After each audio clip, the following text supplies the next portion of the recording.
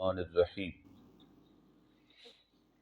ان الذین یکتمون ما انزلنا من البینات والہدی من بعد ما بیناہ للناس فی الکتاب اولئک یلعنہم اللہ ویلعنہم اللاعنون آمنت باللہ صدق اللہ العظیم۔ پڑھیے الصلاۃ والسلام علیک یا سیدی یا رسول اللہ وعلی آلک واصحابک یا سیدی یا حبیب اللہ۔ الصلاۃ والسلام علیک یا سیدی یا سید المرسلین وعلی آلک واصحابک یا سیدی یا خاتم النبیین صلی اللہ علیہ وسلم۔ سورہ البقرہ شریف اور اس کی آیت نمبر 159، پارہ نمبر 2 اور اس کا رکوع نمبر 3۔ اس سے گزشتہ آیت میں 158 کے اندر ہم نے صفا و مروہ کے متعلق پڑھا کہ ان الصفا والمروہ من شعائر اللہ، بے شک صفا و مروہ شعائر اللہ یعنی اللہ کی نشانیوں میں سے ہیں۔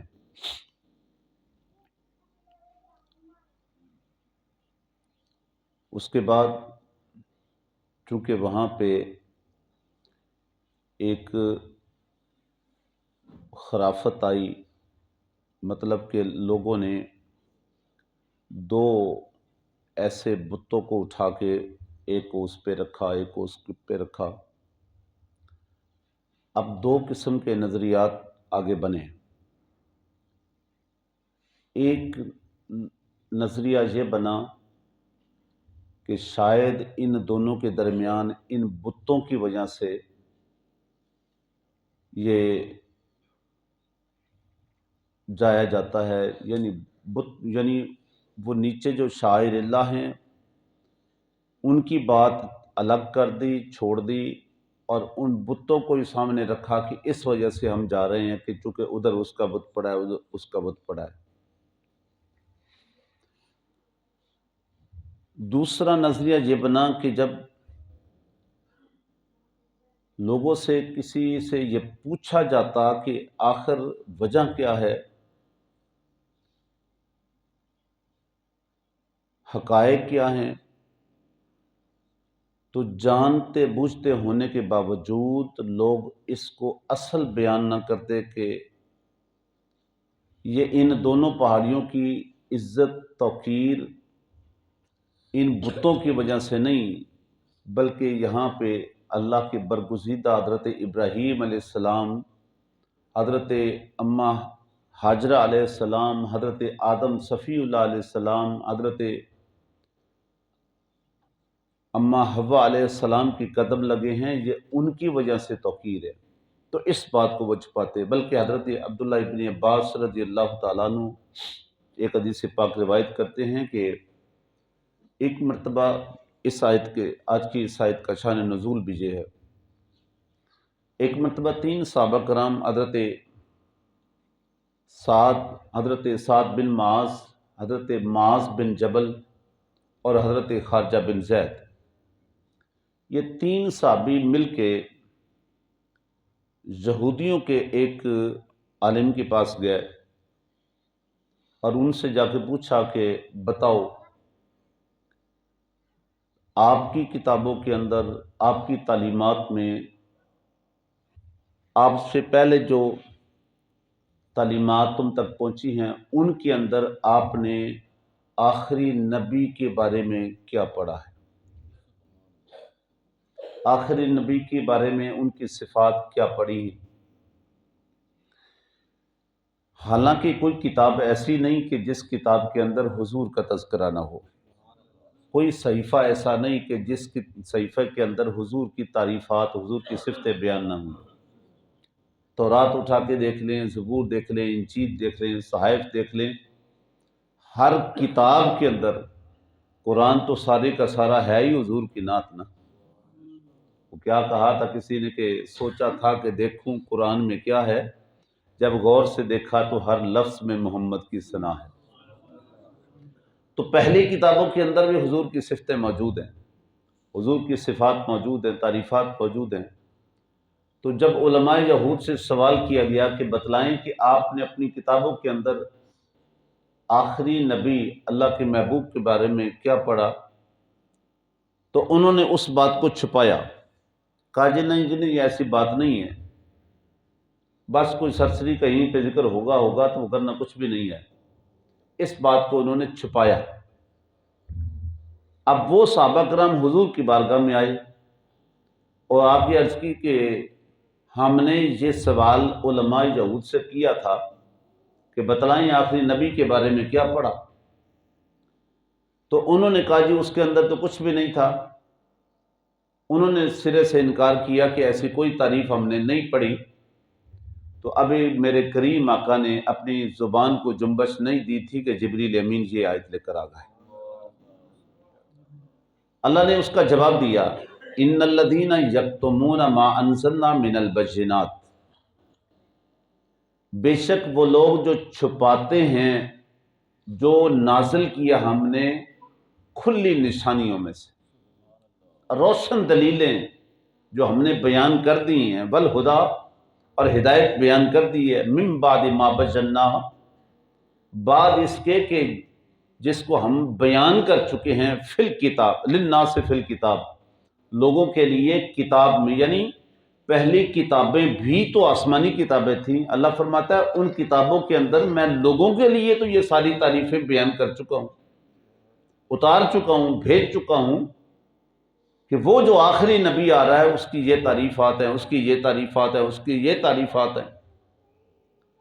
اور ہر نبی نے اپنی امت کو یہ پیغام بھی دیا کہ لوگوں ہم پیغام دے رہے ہیں کہ وہ اللہ کا محبوب آ رہا ہے، آخری نبی آ رہا ہے، اس کی یہ حضرت عیسیٰ علیہ السلام نے تو آپ کے سارے پردے اٹھا دیے نا۔ اس سے پہلے تو ہر نبی نے اپنی امت کو یہ پیغام دیا کہ آخری نبی آئے گا، آخری نبی آئے گا۔ حضرت عیسیٰ علیہ السلام چونکہ ان کے بعد حضور نہیں آنا تھا، تو آپ نے کبھی محفلوں کا رنگ دیکھا ہوگا کہ جب وہ نقیب کرتا ہے نا اعلان، تو پہلے مطلب جو نعت خواں آتے رہتے ہیں اور دیگر قرآ حضرات آتے رہتے ہیں، آخر میں کہتے ہیں لو جی اب انتظار کی گھڑیاں ختم، کہ جس کے لیے ہم انتظار میں بیٹھے تھے اب وہ خطیب آ رہے ہیں، سمجھ رہے ہیں نا۔ پھر وہ کہتے ہیں بس، پھر ان کا نام اناؤنس کر دیتا ہے۔ حضرت عیسیٰ علیہ السلام کے بعد چونکہ حضور آ رہے تھے، حضرت عیسیٰ علیہ السلام نے تو اپنی قوم کو جمع کر کے کہا آؤ تمہیں میں خوشخبری دینے لگا ہوں۔ قوم جمع ہوئی، قرآن کے لفظ موجود ہے، خوشخبری دینے لگا ہوں۔ قوم جمع ہوئی، ہاں جی سنائیں خوشخبری۔ تو حضرت عیسیٰ علیہ السلام نے کہا وَمُبَشِّرًا بِرَسُولٍ يَأْتِي مِن بَعْدِ اسْمُهُ احمد، سن لو خوشخبری یہ ہے، وَمُبَشِّرًا میری خوشخبری یہ ہے، برسول اس رسول کی میں خوشخبری دینے لگا ہوں، من بعد جو میرے بعد آ رہا ہے، اسمہ احمد اس کا نام احمد ہے۔ انہوں نے پردہ اٹھا دیا۔ اب اس بات سے کیا دلیل ہے کہ ہر نبی نے اپنی امت کو یہ پیغام دیا، آخری رسول کی شانیں بتائیں، اس کے باوجود علماء یہود نے، ان کے رہنماؤں نے اس بات کو چھپایا، اور اللہ رب العالمین نے اس کا جواب دے دیا۔ اور سنیں کہ جواب کیا تھا کہ جن لوگوں نے وہ شانیں جو ہم نے کتابوں کے اندر اتار دی ہیں، بھیج دی ہیں، جو ان کو چھپاتا ہے، ان کی سزا کیا ہے؟ پھر فرمایا ان کی سزا یہ ہے، اولئک یلعنہم اللہ، وہ لوگ ایسے ہیں کہ ان کے اوپر اللہ کی لعنت ہے، وَيَلْعَنُهُمُ اللَّاعِنُونَ، اور لعنت کرنے والوں کی بھی ان پر لعنت ہے۔ یہ بات بڑی قابل غور ہے۔ اللہ نے ان کے اوپر کیا فرمائی ہے؟ لعنت فرمائی ہے۔ اب لعنت بیسیکلی ہے کیا؟ سنیں، لعنت کا معنی ہے کہ دور کر دینا، اور جب اللہ کی طرف سے لعنت کسی کے اوپر ہو تو اس کا مطلب ہوتا ہے کہ اللہ اپنی رحمت سے اسے دور کر دیتا ہے، رحمتوں سے دور کر دیتا ہے۔ رحمتوں کے وہ حقدار نہیں ہوتے، جس پر رحمت ہوتی ہے نا ان کے لیے اللہ کی طرف سے مہربانیاں ہوتی ہیں، چونکہ ان کے لیے رحیم ہوتا ہے۔ اور جن کے لیے وہ اللہ لعنت کا جس کو مستحق قرار دے دیتا ہے اس کو اپنی رحمت سے دور کر دیتا ہے۔ جب رحمت سے دور ہو گیا تو پھر اس کا غضب بھی باقی رہ گیا۔ اور یہاں یہ بات ایک اور مسئلے کی بھی سمجھ لیں، عمومی طور پہ لعنت نہیں کرنی چاہیے۔ لعنت 3 قسم کے لوگوں پر کر سکتے ہیں، جس کا ذکر قرآن پاک کے اندر بھی ہے۔ لعنت اللہ علی الکاذبین، جو جھوٹا ہو، جس کا جھوٹ ثابت ہو، اس پر لعنت ہو سکتی ہے۔ لعنت اللہ علی الفاسقین، جو فاسق ہو اس پر لعنت ہو سکتی ہے۔ لعنت اللہ علی الکافرین، جو کافر ہو، اسلام دشمن ہو، اس پر لعنت ہو سکتی ہے۔ اور چوتھا پتہ ہے کس کو ذکر فرمایا؟ بخاری شریف کی حدیث پاک ہے، جو عورت مرد کی مشابہت کرے اور جو مرد عورت کی مشابہت کرے۔ اس کا میں ذمہ دار ہوں، کوئی آ کے مجھ سے پوچھے کہ جی یہ حدیث پاک کہاں پہ ہے، میں دکھانے کے پابند ہوں۔ جو عورت مرد کی مشابہت کرے اور جو مرد عورت کی مشابہت کرے اس پر بھی اللہ کی لعنت۔ پانچواں، وہ جو بین کرے، بین سمجھتے ہیں؟ واویلا، جو نوچے اپنے آپ کو، اور آسان لفظوں میں کہیں جو پیٹے اپنے آپ کو، اس پر بھی اللہ کی لعنت ہے۔ مرد عورت کی مشابہت کرے یا عورت مرد کی مشابہت کرے، اس پر کیا ہے؟ بولیے سارے، کیا ہے؟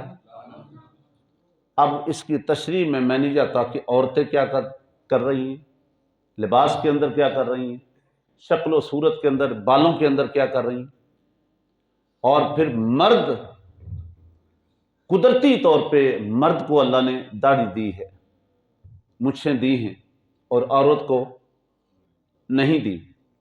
اب جو مرد چھلیا مچھے آلو بن کے آوے، کس کی مشابہت ہے؟ جو اپنے چہرے پہ نہ داڑھی رہنے دے نہ مچھے رہنے دے، مشابہت یعنی مرد کی وہ پہچان ہی جو زائل کر دے، روز اس کی سنتوں کا قاتل بنے۔ کتنی سنتیں وہ قتل کرتا ہے روز؟ آپ مجھے بتائیں، خود فیصلہ کریں کس کی مشابہت کی اس نے؟ بھئی عورت کے چہرے پہ داڑھی مچھ نہیں ہے، قدرتی نہیں ہے، ٹھیک ہے، مرد کے چہرے پہ کیا ہے؟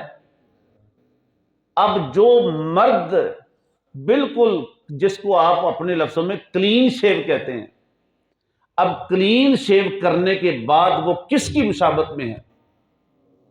بولو نا یار۔ تو ایسے شخص پر کیا ہے؟ اور عجیب بات ہے، ہمارے ہاں عجیب قسم کا تصور بن گیا، جو اس طرح کا چھلیا مچھا آ جائے اس کو تو کہتے ہیں بڑا خان ہے، بڑا چودھری ہے، اور نیچے سے اوپر تک، نیچے سے اوپر تک۔ اب آپ کہیں گے کہ جی یہ بات بڑی وہ کیا کہتے ہیں سیاسی ہو گئی۔ ذرا اپنے اوپر جن کو حکمران بناتے ہیں ان کی شکلیں تو دیکھو ذرا، تینوں کی دیکھ لیں، تینوں بڑی پارٹیوں کی، تینوں کی شکلیں دیکھ لیں۔ میں نے کہا کہ میں اس بات کا پابند ہوں، آپ مجھے کہیں کہ جناب جی حدیث پاک کہاں پہ ہے، تو میں دکھانے کا یہ میں پابند ہوں۔ اور یہ میں کس کی بات، کس کی حدیث کہہ رہا ہوں؟ امام الانبیاء کی۔ میرے حضور نے فرمایا ہے کہ جو مرد عورت کی مشابہت کرے اس پر اللہ کی لعنت ہے، اور جو لعنت زدہ شخص اگر حاکم وقت بنے تو رعایا کے لیے کیا آسانیاں ہوں گی؟ جو ان کو منتخب کرے ان کے لیے کیا ہوگا؟ آسانیاں ہوں گی۔ اس وقت حالت کیا ہے؟ اوے اتنے 70-80 سال جو ہو گئے ہیں، پاکستان تو ڈوبتا جا رہا ہے۔ یہ تو صدقہ ہے میرے رسول کا کہ ابھی بچا ہوا ہے، وہ کہنا انہوں نے کو بچنے کی حالت نہیں چھوڑی۔ وجہ کیا ہے؟ جب اوپر لعنت زدہ شخص ہوگا تو نیچے برکت کہاں سے ہوگی بھائی؟ اس لیے ایسے شخص پر بھی اللہ کی لعنت ہے جو روز قتل کرتا ہے سنتوں کو، اور آپ اس سے خیر کی توقع رکھیں، آپ اس سے اچھائی کی توقع رکھیں؟ نہیں بھائی، حضور نے کہہ دیا اب دنیا ادھر سے ادھر ہو سکتی ہے، سورج اپنی جگہ سے بدل سکتا ہے، لیکن میرے حضور کا فرمان غلط نہیں ہو سکتا۔ بات سیدھی سی ہے۔ بعض اوقات کچھ چیزیں بڑی کڑوی ہوتی ہیں، لیکن تندرستی کے لیے کڑوی دعا انجیکشن بعض اوقات فائدہ مند ہوتا ہے، ٹھیک ہے؟ یہاں بیٹھ کے اگر حق بات نہیں کہنی تو کہاں کہنی ہے؟ ذرا سوچیں نا، اگر اس جگہ بیٹھ کے بھی حق بات نہیں کہنی تو پھر کہاں کہنی ہے؟ اس جگہ میں بیٹھ کے لوگوں کو تنبیہ نہیں کرنی تو کہاں کہنی ہے؟ اس لیے میں نے اپنا حق ادا کر دیا ہے، مجھے اس کی کوئی پرواہ نہیں کہ کون کیا کہے گا۔ تو یہ شخص کتنے ہو گئے؟ 5 شخص ہیں جن کے اوپر اللہ کی لعنت ہے۔ کاذبین، جھوٹا، فاسقین، جو فاسق ہے، اعلانیہ گناہ کرتا ہے اور اس پر پھر اتراتا پھرتا ہے، شرمندگی بھی محسوس نہیں کرتا۔ لعنت اللہ علی الکافرین، جو اسلام دشمن ہے، کافر ہے، اس پر ہے۔ اور جو مرد عورت کی مشابہت کرے یا عورت مرد کی مشابہت کرے یا مرد عورت کی مشابہت کرے، دونوں پر کیا ہے؟ لعنت ہے۔ اور 5واں وہ شخص کہ جو بین کرے، جو پیٹے، اپنے آپ کو نوچے، اس پر بھی کیا ہے؟ چونکہ اسلام نے اگر آتے رہتے مرحلے اس طرح کے آتے رہتے ہیں، اس طرح کے مرحلے کہ اپنے پیارے کبھی جدا ہوتے ہیں، لخت جگر جدا ہوتے ہیں، بھائی جدا ہوتے ہیں، بڑے محبت کرنے والے ماں باپ جدا ہوتے ہیں۔ ذرا سوچو تو صحیح، ایسے مرحلوں پر میرے کریم آقا نے اور رب رسول نے صبر کا پیغام دیا ہے نا، ان کے لیے پھر صبر کا راستہ رکھا ہے کہ اللہ کی رضا پہ راضی رہیں۔ اور اس کا فائدہ کیا ہوگا؟ اللہ فرماتا ہے ان اللہ مع الصابرین، جو ایسے مرحلوں پر صبر رکھتا ہے میں خود رب اس کے ساتھ ہو جاتا ہوں۔ اس کے لیے پھر جزا ہے نا، فبشر الصابرین، بلکہ ایک مقام پہ لفظ ہے انما یوفی الصابرون اجرہم بغیر حساب۔ ایک ہے کہ اس کی محبت میں آنسوؤں کا آ جانا، اس کی گنجائش ہے، اس کی اجازت ہے، اس کا راستہ ہے۔ جو بات میں کہہ رہا ہوں بین کرنا، وہ پنجابی میں کہتے ہیں وین کرنا۔ میں نے ایک جگہ پہ سائبال سے آگے ہے ہڑپا، ایک فوتگی پہ وہاں پہ جانے کا اتفاق ہوا، تو وہاں باقاعدہ ایک ٹیم ہے عورتوں کی جو اسپیشل اس کام کے لیے ہے، ان کو بلایا جاتا ہے جی فلان دی فوتگی ہو گئی ہے، انہوں تھے بیان کرنے نے، تو سی آؤ۔ وہ پھر عجیب قسم کے جملے کہتی ہیں، عجیب قسم کی آوازیں نکالتی ہیں، عجیب فلان دی فوتگی دے بڑے بیان ہوئے۔ تو ایسے شخص پر اللہ کی کیا ہے؟ لعنت ہے۔ میں عرض کر رہا تھا صبر کرنے والے کے لیے کیا ہے؟ اللہ فرماتا ہے انما یوفی الصابرون اجرہم بغیر حساب۔ میں نے نماز کا اجر، روزے کا اجر، حج کا اجر، زکوٰۃ کا اجر، وہ ایک لمٹ میں ہے کہ اتنا کرو گے تو اتنا ثواب، اتنا کرو گے تو اتنا ثواب، اتنا کرو گے اتنا ثواب۔ فرمایا جو صبر کرتا ہے اس کے لیے بغیر حساب کی اجر ہے۔ اسلام نے تو ان کے لیے یہ راستہ دیا نا۔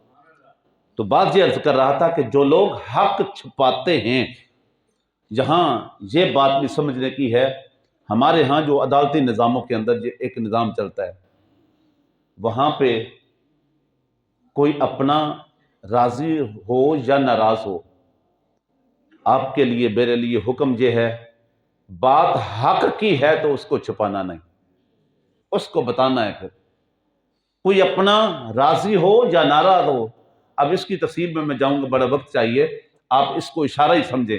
بہت ساری جگہوں پہ لوگ کہتے ہیں ہن کی کریے جی، پھر ہن ساڈے اپنے جو ہوئے کی کریے جی، پھر ہن ساڈے گوانڈی نے پھر گل تو رکھنی پڑنی ہے، حالانکہ پتہ ہوتا ہے کہ یہ بندہ ظالم ہے، پتہ ہوتا ہے کہ زیادتی اس کی ہے، پتہ ہوتا ہے کہ پہل اس نے کی ہے، پھر اس کو کیا کر رہے ہوتے ہیں؟ چھپا رہے ہوتے ہیں۔ اور جو حق بات کو چھپائے اس پر بھی اللہ کی لعنت ہے۔ ان الذین یکتمون ما انزلنا من البینات والہدی، بے شک وہ لوگ جو چھپاتے ہیں اس چیز کو جو ہم نے بیان کر دی ہے، من بعد ما بیناہ للناس فی الکتاب، کتابوں کے اندر لوگوں کے لیے، کہ جہاں حق بات کہنے کی ضرورت ہے، موقع ہے، وہاں حق بات کہنی ہے، چھپانا نہیں ہے، اسی میں فلاح ہے۔ میں کہتا ہوں دنیا ناراض ہوتی ہے تو ہو جائے، آپ اللہ کو راضی کر لیں، اللہ کے رسول کو راضی کر لیں، یہ جہان بھی کامیاب ہو جائے گا، وہ جہان بھی کامیاب ہوئے گا۔ اللہ رب العالمین آج کی میری اور آپ کی حاضری قبول فرمائی، آمین، وصلی اللہ علیہ محمد و بارک وسلم۔